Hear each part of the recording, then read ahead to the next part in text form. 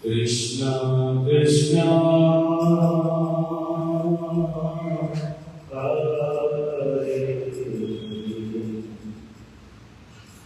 Hare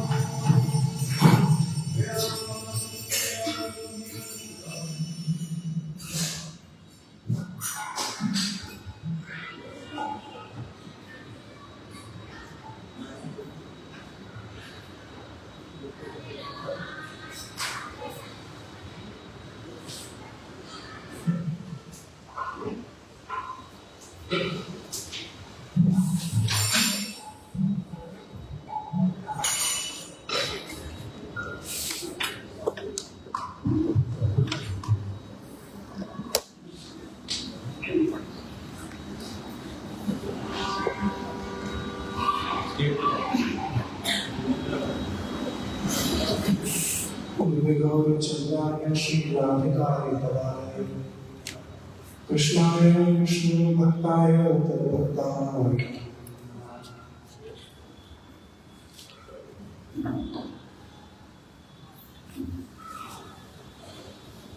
आज बहुत ही विशेष तिथि है, श्री गंगा जी का महोत्सव, जो गंगा दशहरा के नाम से भी प्रसिद्ध है। और हमारी गौड़ी वैष्णव परंपरा में एक बहुत ही उन्नत वैष्णवी महाप्रभु जी की पार्षद श्री गंगा माता गोस्वामी जी का भी आज आविर्भाव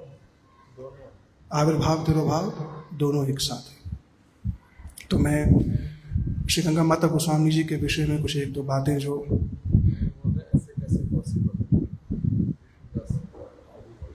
हैं, आविर्भाव और तिरुभाव दोनों एक साथ कैसे पॉसिबल क्यों नहीं है? जिस दिन आप जगत में आए हैं तो उसी दिन जा नहीं सकते। आप आए कोई भी आए, सरल इधर से पूछा उसके नहीं लॉजिकल है तो आविर्भाव तिरुभाव दोनों प्रकट हुए थे उसी दिन ही आप प्रकट हुए। गुरुदेव वर्णन कर रहे थे कि इस बात को कि श्री गदाधर पंडित जी के शिष्य हुए श्री अरण्य पंडित, उन्हीं श्री अरण्य पंडित जी के ही शिष्य हुए श्री हरिदास पंडित जी, अनंताचार्य। और जो हरिदास पंडित जी हैं वह श्री गोविंद देव मंदिर के मुख्य पुजारी। उनकी दो प्रधान शिष्या हुई, एक श्री गंगा माता गोस्वामी जी और दूसरी श्री लक्ष्मी प्रिया। तो आज हम श्री गंगा माता गोस्वामी जी के जीवन चरित्र के विषय में कुछ श्रवण करते हैं। वह उड़ीसा के एक राजा की पुत्री थी और चाहे राजपुत्री थी, घर में सब प्रकार का वैभव है, बड़ी रूपवती भी हैं, सब गुणों से युक्त हैं, पर फिर भी जगत के प्रति उनका स्वाभाविक वैराग्य था, जिसे स्वतः सिद्ध वैराग्य कहते हैं। एक वैराग्य होता है जो किसी कारण से उदित हुआ, मानो जीवन में कष्ट आया तो वैराग्य उदित हो गया, पर उसमें संभावना ये है कि अगर कष्ट चला जाए तो जगत के प्रति फिर आकर्षण हो सकता है। तो ये स्वभाव सिद्ध वैराग्य नहीं है, ये किसी कारण से उदित हुआ, कारण से आया और कारण से जा भी सकता है। पर श्री गंगा माता गोस्वामी जिनका नाम पहले श्री शची देवी था, वो राजपुत्री हैं, उनका रूप गुण सब बहुत श्रेष्ठ है, पर ये सब होते हुए भी संसार के प्रति उनकी कोई आसक्ति नहीं थी।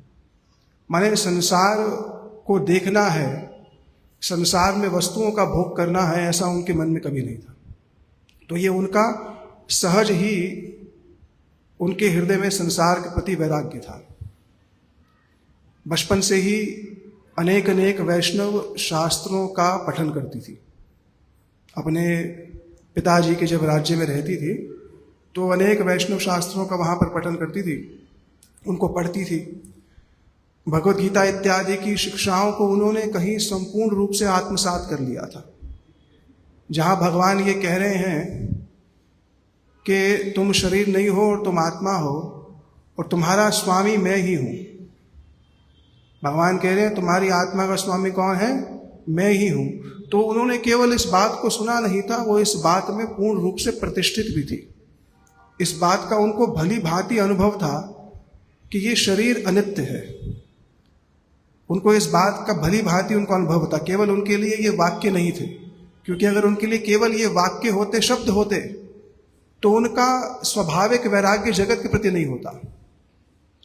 जगत अनित्य है, एक एक करके जगत में सब मेरा साथ छोड़ेंगे। आज जो मेरे माता पिता हैं, राजा और उनकी पत्नी रानी, यह सब भी, मेरी माता, ये भी मेरा साथ छोड़ेंगे एक दिन। तो इस कारण से उन्होंने भगवत गीता की शिक्षाओं को, भागवतम की शिक्षाओं को अपने जीवन में आत्मसात किया हुआ था। केवल शब्द तक सीमित नहीं था उनके जीवन में।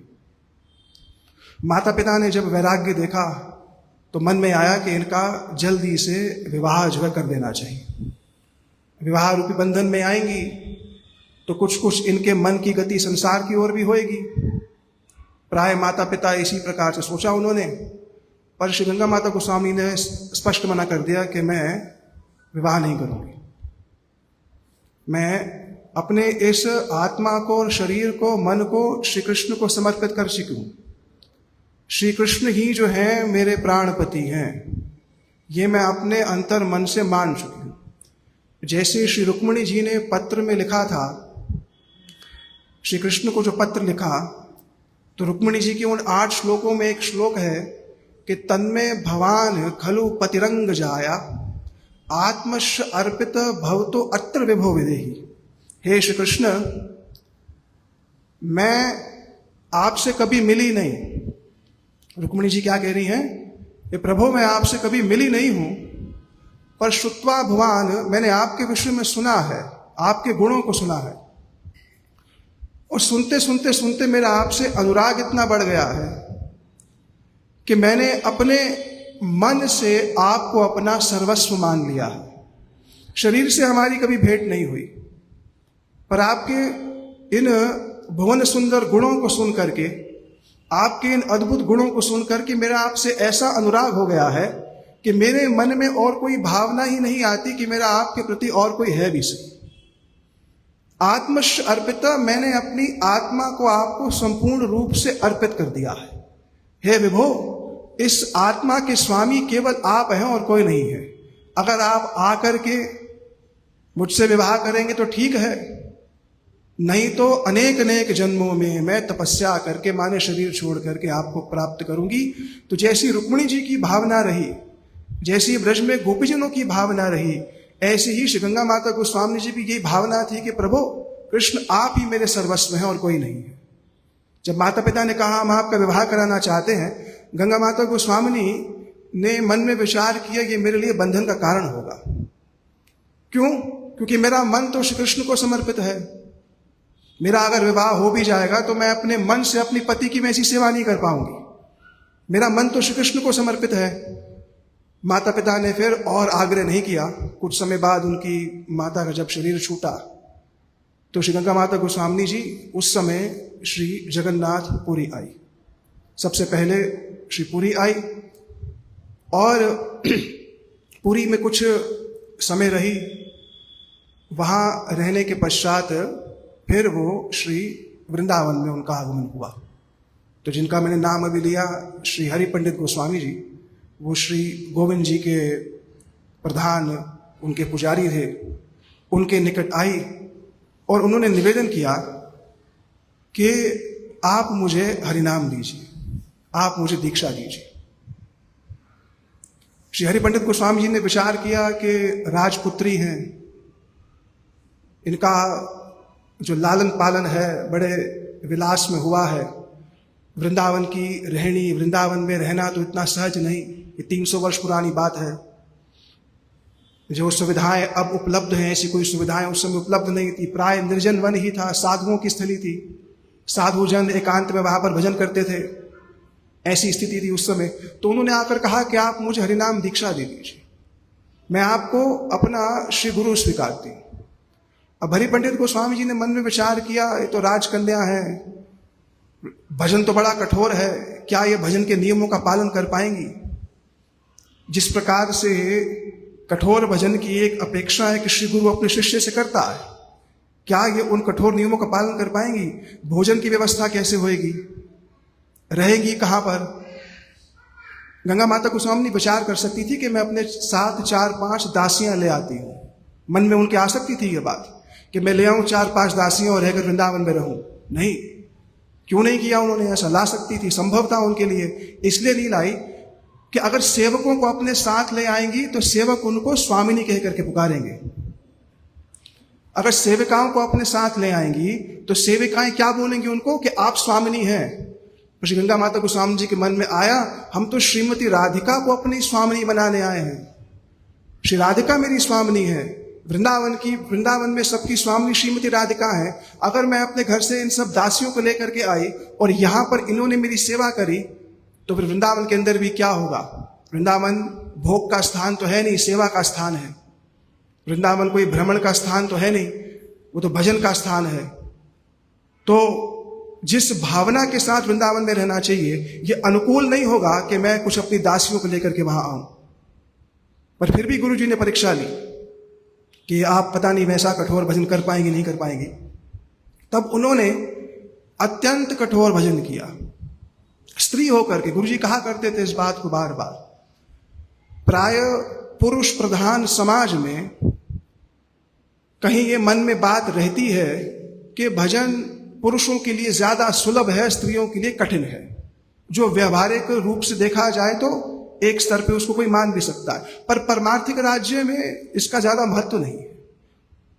परमार्थिक राज्य में यह महत्व नहीं है कि वो स्त्री है या पुरुष है। वो स्त्री है, वो जा करके भिक्षा मांगती, मधुकरी से अपना जीवन निर्वाह करती। जो वस्त्र अलंकार राज महल में पहना करती थी, वो सारे अलंकार छोड़ करके आ गई पीछे। अपना पूरा का पूरा पूर्व इतिहास भूल गई, मैं कौन हूं, मैं राजपुत्री हूं, मेरा तो इतना लालन पालन होता था। ये सब सारी की सारी बातें छोड़ करके वृंदावन में बिना पादुकाओं के कुछ विश्वासियों के घरों में जाकर के भिक्षा करती, अपना जीवन निर्वाह करती और दिन रात हरिनाम करती। दिन रात श्री कृष्ण के रूप का, श्री कृष्ण की लीला का चिंतन करती। उनके नेत्रों से झरझर करके अश्रुपात होता। कभी श्री गोविंद देव के श्री चरणारविंद का चिंतन करती, कभी श्री गोविंद देव के नखकमल का चिंतन करती, कभी उनके कटी प्रदेश का चिंतन करती, कभी उनके नाभि कमल का चिंतन करती। ऐसे करते करते करते गंगा माता गोस्वामी जी का पूरा जीवन ही भक्तिमय था। उनके इस कठोर भजन साधन को देख करके उनके गुरु जी ने कहा, हो यह तो उपयुक्त पात्री है, यह तो दीक्षा लेने की अधिकारिणी है। ऐसा शिष्य मिल जाए किसी को जिसका भजन पहले से इतना परिपक्व हो। तो हरि पंडित गोस्वामी जी बड़े बड़े प्रसन्न हुए और फिर उन्होंने श्री गंगा माता गोस्वामी जी को हरिनाम दीक्षा गोपाल मंत्र दे दिया। 1 वर्ष तक उन्होंने श्री वृंदावन में रह करके भजन किया। 1 वर्ष तक वृंदावन भजन किया उन्होंने। और वृंदावन भजन करने की उनकी परिपाटी बिल्कुल अत्यंत सुंदर। कोई ग्राम में चर्चा नहीं, कोई व्यर्थ की बात नहीं। यहां आए हैं तो चलो कुछ खा लेते हैं, कुछ स्वतंत्र घूम लेते हैं। गुरुजी ने तो केवल कहा है कि चलो मंत्र करो, पर मंत्र के अलावा जो समय बच गया है वो तो मेरा ही है। मैं कहीं भी घूम सकता हूं, कहीं भी जा सकता हूं। उनके जीवन का एक सबसे मुख्य बिंदु क्या है कि उनके जीवन में स्वतंत्र चालिता बिल्कुल नहीं थी।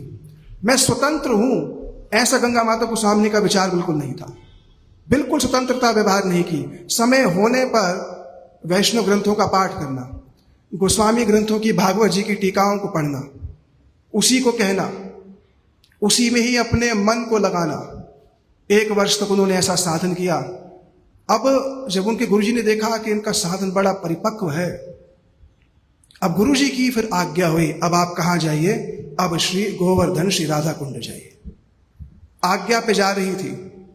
गोवर्धन बिना आज्ञा की भी जा सकती थी। गोवर्धन बिना आज्ञा के घूम भी सकती थी। भाई गुरुजी ने आज्ञा नहीं दी तो क्या हो गया? मैं भी स्वतंत्र हूं, मैं भी आंख से जा करके देख सकता हूं। मेरे को भी तो ज्ञान है कि नहीं है, मेरे को पता है यहां पर क्या लीला हुई है। हर बात मेरे को गुरु की आज्ञा की तो ना प्रतीक्षा करनी पड़ेगी। ऐसा उनके मन में विचार नहीं था। बोला अब आप जाइए। 1 वर्ष बाद फिर श्री राधा कुंड गई और राधा कुंड में अपनी जो गुरु बहन थी श्री लक्ष्मी प्रिया, उनको भी साथ ले आई।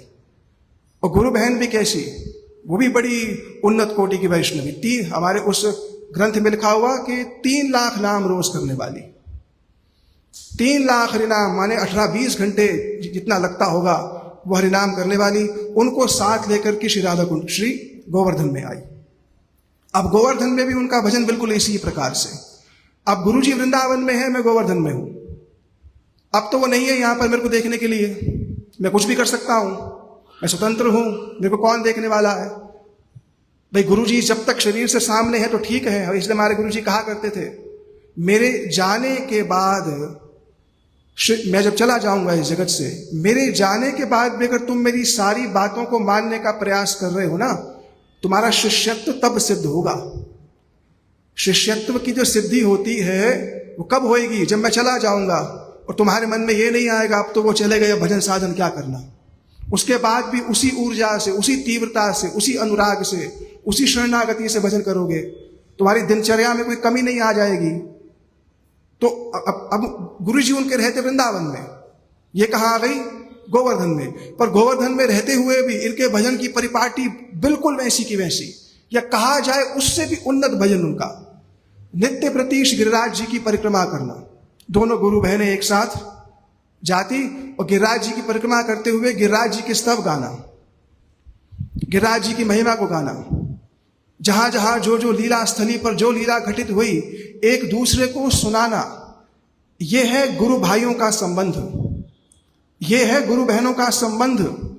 एक दूसरे को भगवान की स्मृति कराना, जिसको भगवान ने गीता में कहा तुष्यंती च रमंती च। भक्त लोग क्या करेंगे? एक दूसरे के साथ जब बैठेंगे, मदचित्त मदगत प्राणा बोधयंत परस्परम, जिनके प्राण में बन गया हूं, भगवान के जिनके प्राण में बन गया हूं, या जिनके प्राण मुझ में रहते हैं, वो क्या करेंगे? जब वो भी एक दूसरे से मिलेंगे क्या करेंगे? हरि चर्चा ही करेंगे, भगवत चर्चा ही करेंगे, इष्ट चर्चा करेंगे, क्योंकि यही उनको सबसे ज्यादा प्रिय है। इसी के लिए वो इस मार्ग पर आए थे। तो दोनों गुरु बहनें एक साथ मिलकर के श्री गिरिराज जी की तलहटी पर, कभी श्री गोविंद कुंड पर बैठ करके श्री गिरिराज जी की महिमा गाती। बोले यही वो स्थान है जहां श्री कृष्ण ने गिरिराज को 7 दिन तक उठाया था।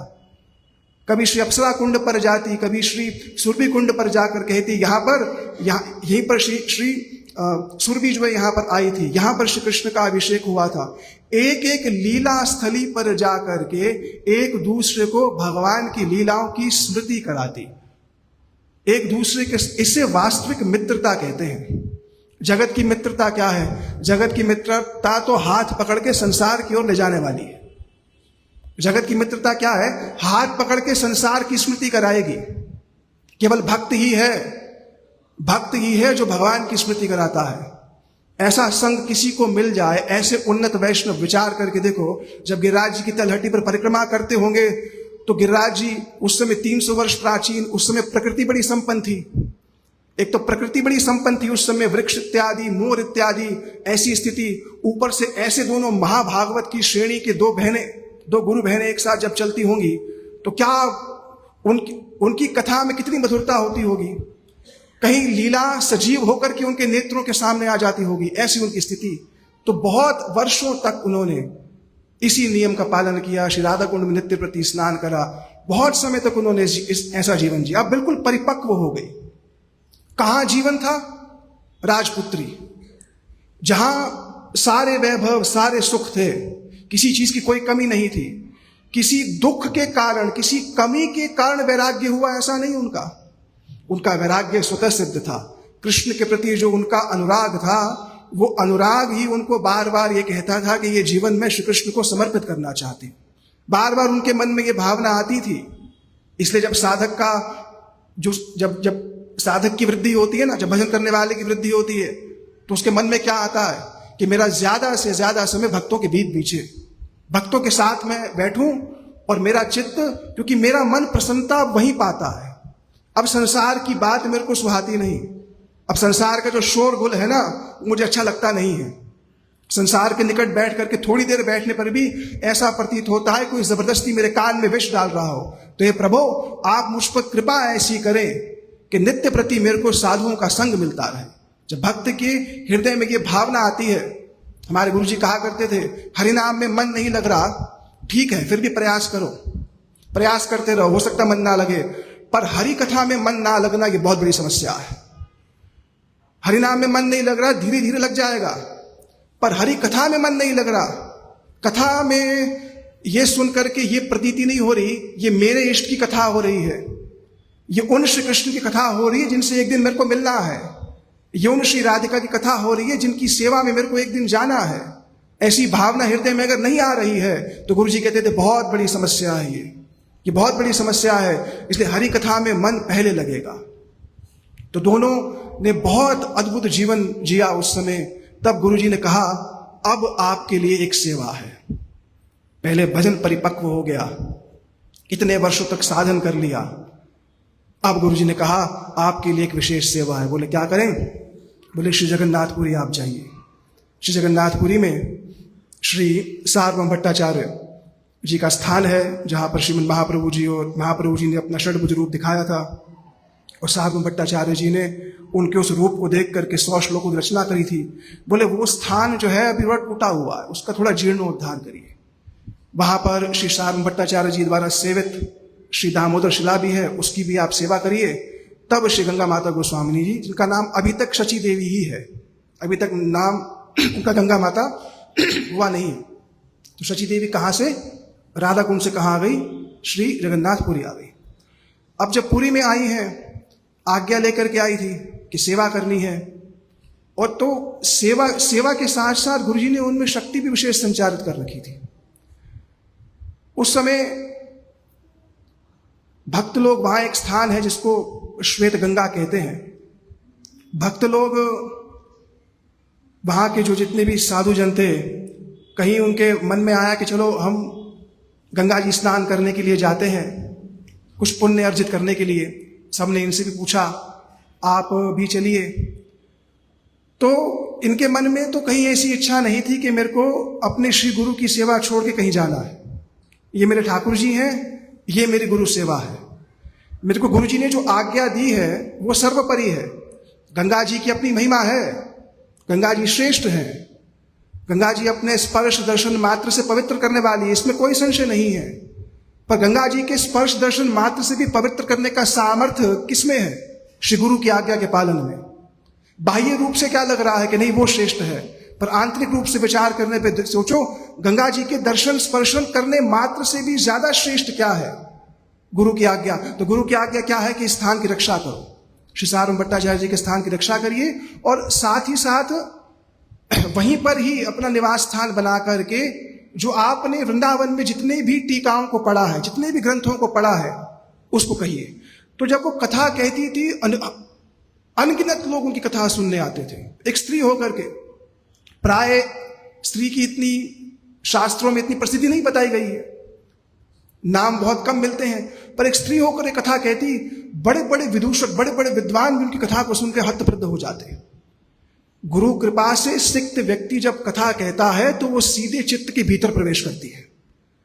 कथा केवल मुख का विषय नहीं है, मुख एक स्तर पर बात कह पाएगा, अंतर मन में श्री गुरु ने जिनको अपना वरद हस्त प्रदान कर दिया है, माने अंतर मन के जिनके हृदय को स्पर्श कर दिया है, जिनकी आत्मा की वृत्ति और श्री गुरु की चित्त वृत्ति एक हो गई है, उनके मन में कथा अपने आप ही स्फुरित होती है।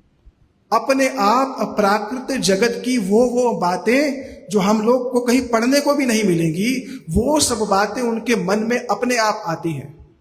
और उससे होता क्या है कि श्रोतागणों के चित्त पर सीधा उसका प्रभाव होता है, श्रोतागणों के चित्त पर उसका सीधा प्रभाव होता है। तो इस प्रकार कथा कहती, इस प्रकार भागवत कहती, बड़े लोग उनसे प्रभावित हुए। तो जो राजा थे श्री मुकुंद देव, वो भी उनसे बड़े प्रभावित हुए और उनके निकट आकर के उनसे कथा सुनने लगे। समय आया, भाई स्नान करने गंगा जी जाना है, सबने पूछा आप चलेंगी? तो उन्होंने कोई इच्छा व्यक्त नहीं की, पर भगवान जगन्नाथ देव की इच्छा थी कि आप गंगा स्नान करने जाएं। तो भगवान जगन्नाथ देव ने कहा रात को स्वप्न दे करके, आप तो नहीं जा रही हैं, पर मेरी इच्छा है कि आप स्नान करें। तो बोले कहाँ करूं स्नान? बोले ये बिल्कुल ही जहाँ भजन करती है ना, उनके बाहर जो श्वेत गंगा है, जगन्नाथपुरी में एक स्थान है उसको श्वेत गंगा कहते हैं, आप उसमें स्नान कर लीजिए। वो स्नान करने गई। अब जो ही स्नान करने गई है वहां पर, तो गंगा जी स्वयं अपने पूरे वेग से, जहां पर भगवान का शुद्ध भक्त है समस्त तीर्थ वहीं पर अपने आप ही आ जाते हैं। भागवत जी में कह दिया, तीर्थ कुर्वन्ति तीर्थानि स्वन्तस्तेन गदावृत।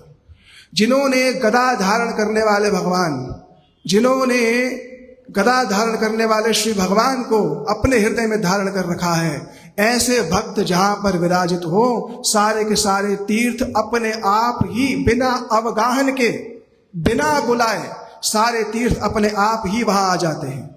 तो गंगा जी ने भी विचार किया कि प्रभु के हृदय में इच्छा है कि ये स्नान करें, तो श्वेत गंगा में क्यों स्नान करें, मूल गंगा वहां से आई और इतना तेज प्रवाह था कि श्री गंगा माता गोस्वामी जी को बहा करके सीधा जगन्नाथ भगवान के गर्भगृह में ले गई, सीधा मंदिर में ले गई।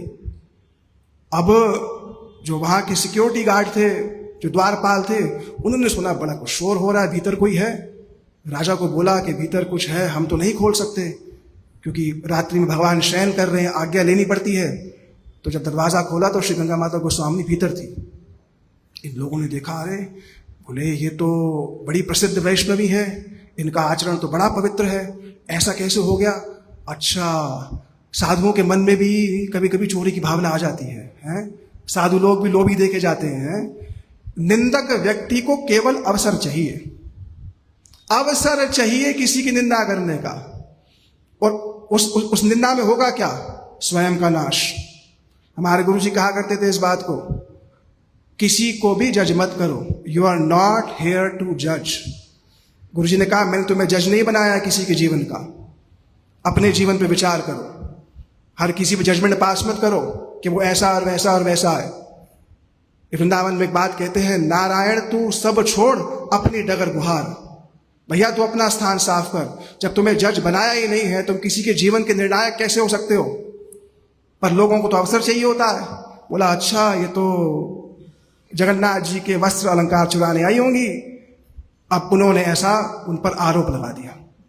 आरोप लगाने का परिणाम क्या हुआ? जिन जिन्होंने आरोप लगाया था सब लोग भीषण रोग से ग्रस्त हो गए, सब लोग भीषण रोग से ग्रस्त हो गए। हमारे गुरु जी कहा करते थे, वैष्णव निंदा का क्या प्रभाव होता है? वो कहते हैं वो नष्ट हो जाएगा। तो गुरु जी ने कहा, तो किसने पूछा क्या नष्ट हो जाएगा? व्यक्ति मर जाएगा? बोलेगा मरेगा नहीं, हो सकता है उसका धन धान्य वैसे ही बना रहे, हो सकता है उसका शरीर वैसे का वैसा बना रहे, पर उसकी भक्ति करने की जो भी भावना है वो सब नष्ट हो जाएगी। वैष्णव निंदा का प्रभाव क्या होगा कि भजन करने की जो भी भावना है अंदर मन में, वो बिल्कुल इच्छा रह नहीं जाएगी। इसे ये वास्तविक विनाश है। बाहर का विनाश क्या है? वो तो फिर मिल जाएगा, बाहर का विनाश तो हो जाएगा, फिर मिल जाएगा, पर एक बार भजन करने की इच्छा दूर हो जाए, भजन करने की इच्छा सबसे दुर्लभ चीज है। मन में तो पहले जीव के भजन करने की इच्छा आती नहीं, और आकर के चली जाए, सोचो कितनी बड़ी हानि है। तो जिन जिन्होंने ऐसा आक्षेप किया था, ऐसा आरोप लगाया था, वो सब के सब रोगग्रस्त हो गए, बाह्य आंतरिक दोनों। भगवान जगन्नाथ देव ने देखा ये तो गलत हुआ इनके साथ, इन्होंने ये तो किसी चोरी की भावना से तो आई नहीं थी, पर जगत में अपने आप को जितना छुपा करके रखना चाहती थी, भगवान जगन्नाथ देव ने उतना ही उनको प्रकाशित किया। साधु लोग प्रतिष्ठा से दूर भागते हैं, वो नहीं चाहते हमारे पास प्रतिष्ठा आए, उन्हें प्रतिष्ठा बहुत बड़ी बागनी के समान लगती है, पर भगवान जिसको प्रतिष्ठित करना चाहे उसे कोई नहीं रोक सकता। हमारे ऑल्टर पर श्री जगन्नाथ बाबा जी महाराज जी का चित्र है, श्री गौर किशोर बाबा जी महाराज जी का चित्र है। इन्होंने कभी सोचा था, इन्होंने कभी विचार किया था, ये मन में इनके आया होगा, हाँ हमारा भी जगत में नाम होना चाहिए? कभी सोचा होगा इन्होंने? शुद्ध है, इनका प्रचार भगवान करते हैं। आज सारे विश्व के सारे गर्भगृहों में हमारी गुरु परंपरा है, पर हमारी गुरु परंपरा में किसी ने नहीं सोचा था कि हमारा जो चित्रपट होना चाहिए, हमारा जो फोटो होना चाहिए, वो ऑल्टर पे होना चाहिए। भक्त स्व प्रचार नहीं चाहता, भक्त अपने प्रचार, भक्त का प्रचार भगवान स्वयं करते हैं, भक्त का प्रचार भगवान स्वयं कर। जगन्नाथ भगवान दिखाना चाहते थे सारे लोगों को कि देखो कैसी है, ऐसा कठोर भजन करने वाली है, मन में इनके संसार की कोई स्पृहा नहीं है, और उनके प्रति जो आपने आरोप लगाया है कि वो चोर हैं, ऐसा बिल्कुल नहीं है। उन्होंने वो जो है इस भावना से नहीं आई। तो जब राजा मुकुंद देव को ये स्वप्न दिया, स्वप्न देने के पश्चात सबने उनसे क्षमा मांगी और कहा कि इस क्षमा का तो एक, हम तो अपने इस दोष से एक ही उससे मुक्त हो सकते हैं, और वो है कि आप हमें दीक्षा दे दीजिए। तो गंगा माता गोस्वामी ने पहले तो मना कर दिया कि मैं दीक्षा नहीं दूंगी, पर फिर बाद में श्री मुकुंद देव को उन्होंने दीक्षा इत्यादि दी। राजा ने कहा अब तो मैं आपका शिष्य हो गया, अब सेवा का अवसर दीजिए, ये भूमि ले लीजिए मेरे से। बोले नहीं, मैं भूमि जो है इसको नहीं स्वीकारूंगी। पर बाद में उनके मन में आया और भगवान ने भी उनको स्वप्न देकर के कहा कि गुरु सेवा के लिए भूमि को भी स्वीकार करो। पहले अपने लिए नहीं स्वीकारना है, गुरु सेवा के लिए भूमि को भी स्वीकार लो।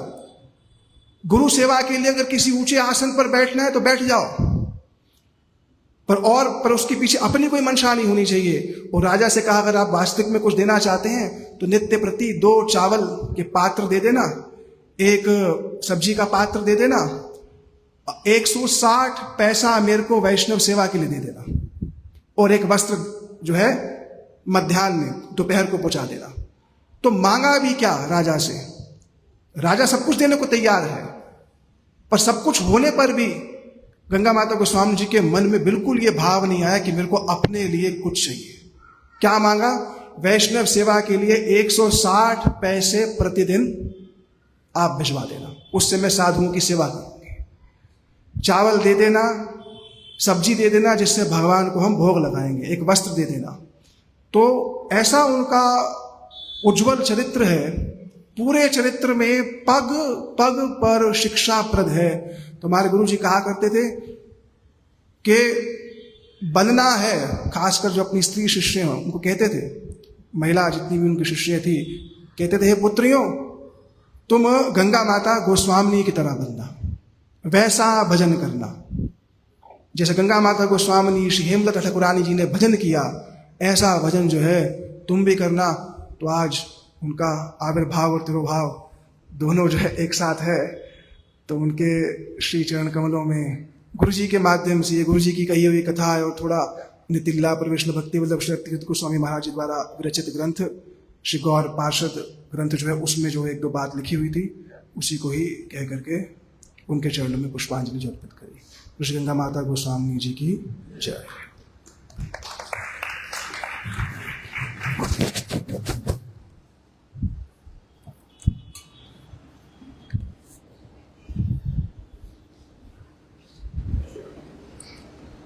ॐ अज्ञानतिमिरान्धस्य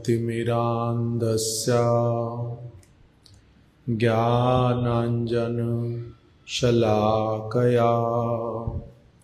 चक्षुरुन्मीलितं येन तस्मै श्रीगुरवे नमः। वाञ्छाकल्पतरुभ्यश्च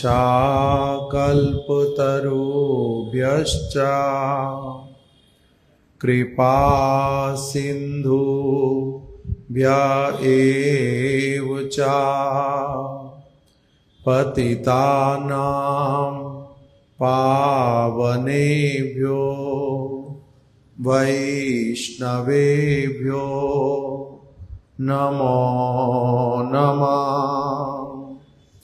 श्री कृष्ण चैतन्य प्रभु नित्यानंद श्री अद्वैत गदाधर श्रीवासादि गौर भक्त वृंद। हरे कृष्णा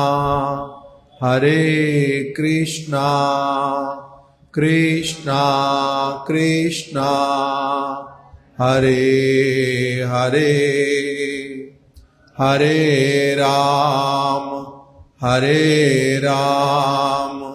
राम राम हरे हरे।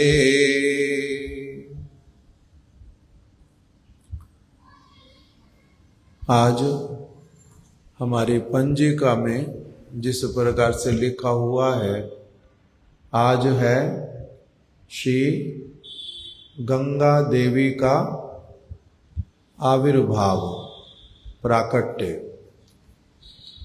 उसी के साथ में लिख दिया गंगा पूजा और गंगा दशहरा।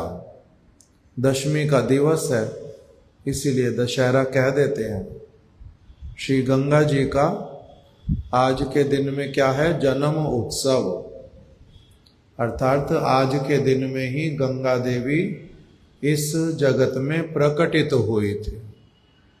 उनको श्री शंकर जी ने अपने मस्तक के ऊपर धारण किया था। भगवान का चरणामृत जान करके अपने मस्तक के ऊपर धारण किया। गंगा जी की बहुत प्रकार से महिमा शास्त्रों में गाई गई है, और श्रीमद् भागवत में भी एक ऐसा वाला वचन आया कि नदियों में जो सर्वश्रेष्ठ नदी उसका नाम है गंगा। क्या शब्द हैं वो? गंगा, निम्नगा यथा गंगा। ऊपर से नीचे की ओर बहने वाली जो नदियां, उनमें गंगा जी सर्वश्रेष्ठ। गंगा जी को 7 नामों से जाना जाता है। गंगे चा यमुने चैवा गोदावरी सरस्वती कावेरी नर्मदे सिंधु जले अस्मिन् सन्निधिम कुरु। हमारे महाराज जी हम लोगों को बतलाते थे कि ऐसे गंगा कहने से ये सातों की सातों नदियों को ही गंगा कहा जाता है। गंगा, यमुना, सरस्वती, गंगे चा यमुने चैवा, गोदावरी, गोदावरी भी, सरस्वती, कावेरी, नर्मदे, सिंधु। इसीलिए जब भक्त लोग क्या करते हैं? मंत्र जप करते हैं प्रातः काल। मंत्र जप करने से पहले आचमन करते हैं, आचमन पात्र रखते हैं, उस आचमन पात्र में जल भरते हैं।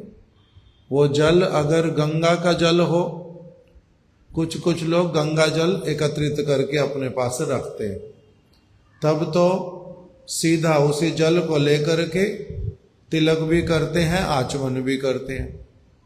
किंतु अगर गंगा जल नहीं हो तो क्या करते हैं?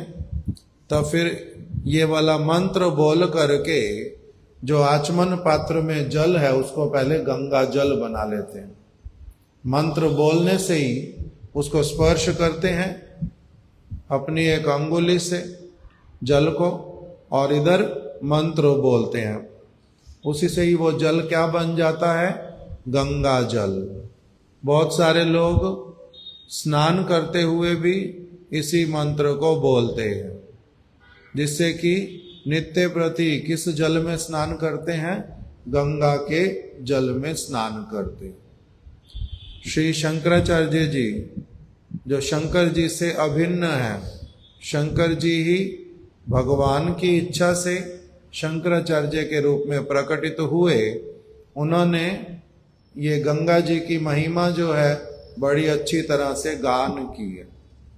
उन्होंने गंगा स्तोत्रम, गंगा जी का स्तोत्र लिखा है। देवी सुरेश्वरी भगवती गंगे करुणा वारिधि विपुल तरंगे। आगे शंकर मौली विहारिणी विमले मम मतिरस्तु तव पद कमले। इस प्रकार से उनकी महिमा गाई है गंगा जी की बड़ी अच्छी तरह से।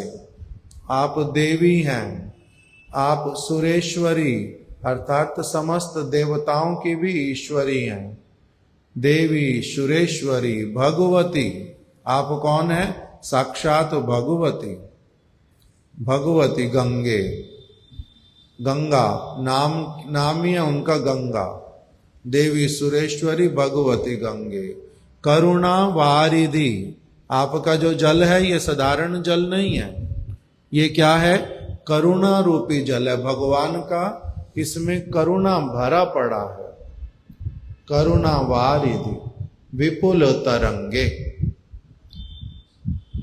शंकर मौली, शंकर जी आपको अपने मस्तक पर धारण करते। शंकर मौली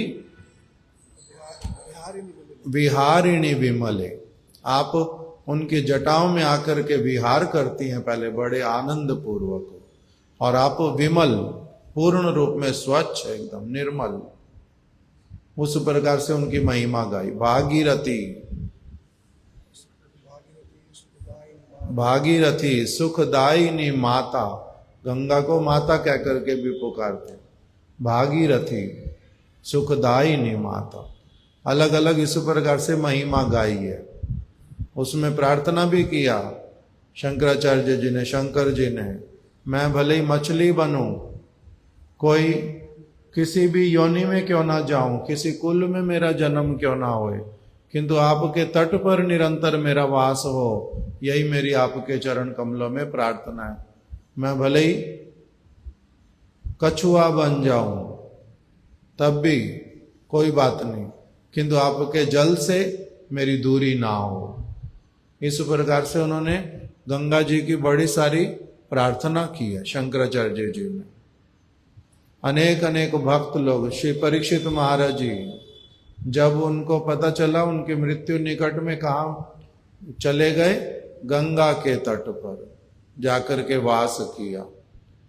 और जो शंकराचार्य जी का एक और वचन है जिसमें कह रहे हैं, भगवद गीता किंचित अधीता, गंगा जल लब कनिका पीता, सकृदपि येन मुरारी समर्चा, क्रियते तस्से यमेन न चर्चा। कह रहे हैं कि यदि कोई व्यक्ति क्या करे, भगवद गीता किंचित अधीता, नित्य प्रति कुछ कुछ भगवद गीता को पाठ करे, श्रवण करे। भगवद गीता किंचित अधीता, गंगा जल लब कनिका पीता, और गंगा जी के जल को थोड़ा सा भी यदि नित्य प्रति पान करे, गंगा जल को अगर वो थोड़ा सा भी नित्य प्रति, तो उन्होंने लिखा नहीं, गंगा जल लब कनिका पीता, अगर कोई गंगा जी का थोड़ा सा जल भी पान करता है, सकृदपि येन मुरारी समर्चा, और कोई व्यक्ति अगर भगवान मुरारी का अर्थात श्री कृष्ण का कभी अगर अच्छी तरह से अर्चन करता है उनका, तो उससे क्या होता है, क्रियते तस्से यमेन न चर्चा, उसके साथ में यमराज जी जो है कभी भी कोई विवाद नहीं करते, बहस नहीं करते, उसके साथ किसी प्रकार की जो चर्चा इत्यादि की, तुम्हारा ये इतना पाप इतना पुण्य, ये सब नहीं करते। इस प्रकार से गंगा जी की अलग अलग स्थानों पर ही शंकराचार्य जी ने बहुत महिमा का गान किया। श्री चैतन्य महाप्रभु उन्होंने भी क्या करना, गंगा जी में नित्य प्रति स्नान करते थे, गंगा के तट पर ही अपना प्रकट हुए, सारी लीलाएं वहां पर की।